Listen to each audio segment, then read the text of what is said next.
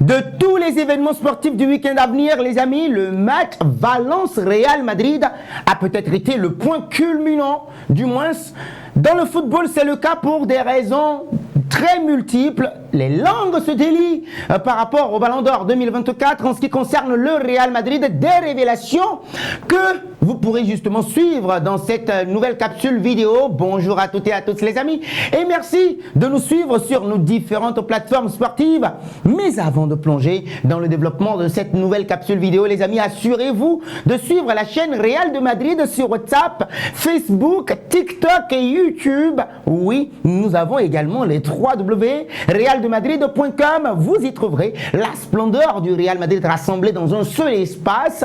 Ne ratez absolument rien de l'actualité du jour, de l'agenda avec les dernières nouvelles sur les événements les plus importants de la Casablanca, des images marquantes, oui, la vie de nos spécialistes et des madridistas que vous êtes. Alors, les amis, le destin avait inscrit le match Valence-Real de Madrid justement au calendrier de ce week-end dans un but, dira-t-on, diabolique. 51 morts, nombre de disparus de dernière minute pour les inondations. Les supporters de l'équipe de Baraja qui avaient quand même fait preuve de créativité pour inventer une chanson pour se moquer de Vinicius Junior. Oui les amis, qui n'a pas été récompensé lors de la cérémonie du Ballon d'Or. Ils avaient prévu de déranger quand même, mais samedi à Valence, ce n'est pas le jour pour jouer quoi que ce soit, ni à Valence, ni dans aucune autre zone touchée par la terrible Dana. L'essentiel est de respecter les victimes et de mettre quand même toutes les ressources nécessaires là où sont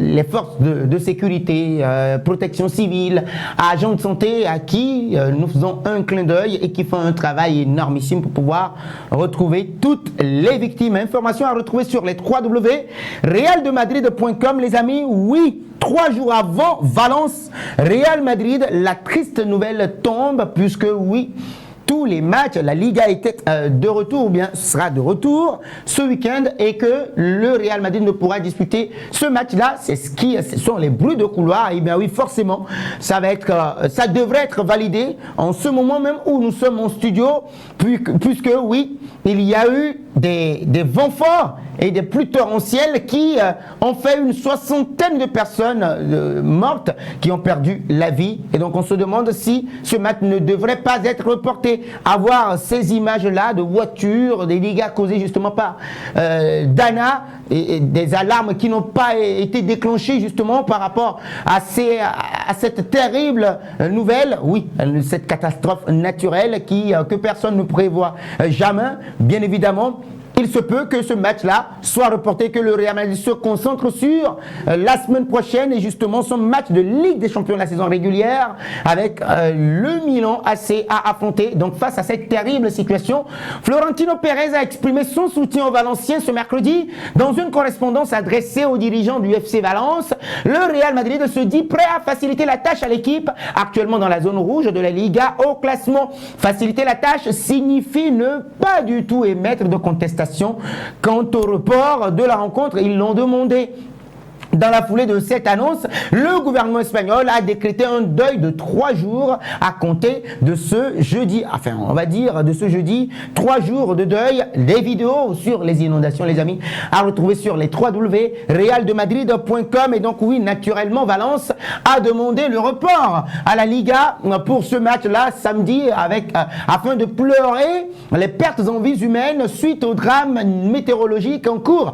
Comme l'indique Relevo et la radio, la demande du report devrait normalement être validée puisque la Liga évalue la possibilité de reporter les autres matchs qui se jouent dans la communauté valencienne. Et à la Ciudad Deportiva du Real Madrid, oui, 1 minute de silence a été observée avant l'entraînement en mémoire de ceux qui ont perdu la vie à cause de la tempête. Le Real Madrid a bien fait les choses pour pouvoir accompagner ces nombreuses personnes qui ont été touchées par des vents ou bien des pluies torrentielles. Plusieurs zones, ou bien on va dire de nombreuses régions de l'Espagne ont été touchées par cette mauvaise nouvelle-là. Alors les amis, nous en venons aux révélations des langues qui se délient par rapport à ce ballon d'or. Oui, la manière de voter d'abord dans un premier temps. On reviendra justement là-dessus. Donc oui, comme révélé dans un premier temps par Recep Pedrerol dans son émission El Chiringuito, Don Carlo Ancelotti savait au préalable depuis quelques jours avant la cérémonie du lundi dernier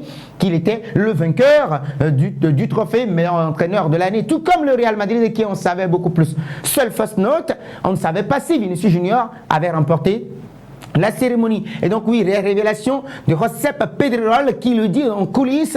Ancelotti savait depuis 15 jours qu'il remporterait le prix. Le Real Madrid savait aussi qu'il avait remporté le prix du meilleur club. Ancelotti, il y a une semaine, 8 jours, a été appelé par France Football et ils lui ont demandé une interview parce qu'il est le vainqueur, en tant que vainqueur justement, meilleur entraîneur. Et Ancelotti donne l'interview. C'est pourquoi lundi dernier, il a envoyé un message de gratitude. Surtout, il se souvient de Vinicius Junior et de Dani Carvajal dans ce message qu'il a fait ou bien posté sur les réseaux sociaux, que beaucoup ont décrié d'ailleurs parce qu'il aurait oublié un certain Jude Bellingham. Voilà qui expliquerait dans un premier temps le fait que Jude Bellingham ne figure pas dans le message de Don Carlo Ancelotti. Et lorsque le Real Madrid justement a contacté France Football pour connaître les possibilités de Vinicius Junior pour le trophée de meilleur joueur, il a reçu une réponse plutôt évasive.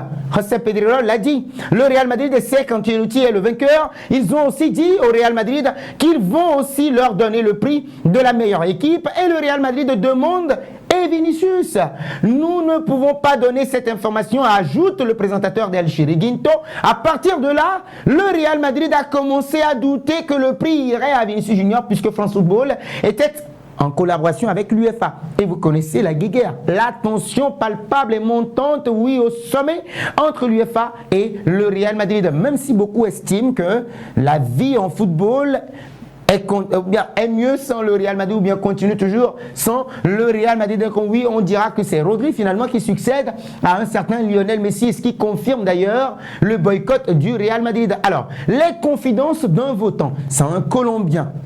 Il s'agit d'un certain Pache Andrade qui a fait des révélations justement dans l'émission El Chiringuito.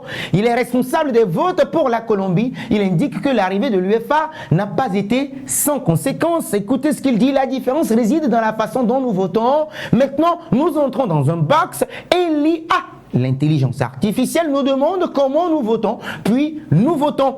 Avant, nous ne faisions pas de cette manière, mais cela ne signifie pas un changement de fond. Ce n'est qu'un mécanisme de vote différent qui ne modifie pas notre choix personnel, explique le commentateur colombien. Et ce n'est pas tout, il continue du jour par pointer une grosse confusion au sein de France Football concernant ce critère que plusieurs journalistes ont utilisé pour écarter Vinicius Junior dans leur top 3. Je ne sais pas ce que signifie le fair play dans ce cas précis du côté de France Football. Ils ont évoqué le fair play qui doit exister dans toute élection. Et donc pour ma part, je ne comprendrais pas qu'un joueur figure sur sa liste tout en ayant enfreint le fair play. Je ne vois pas ce qu'aurait pu faire Vinicius Junior pour justifier qu'on ne puisse pas voter pour lui en première place. Oui, le clin d'œil est fait justement à un certain Rodri qui a remporté ce ballon d'or là. Et pourtant, on sait tous que sur le terrain, ce n'est pas tout à fait un Rodri. On se rappelle également de son carton rouge reçu au moment où il a pris par la gorge l'un de ses adversaires dans l'un des matchs de l'English Premier League. Certes, vous allez reprocher des choses à Vinicius Junior, mais ne pensez-vous pas qu'il a été triché sur ce ballon d'or? Les amis, vos réactions nous intéressent dans les commentaires et je suis prêt à vous lire.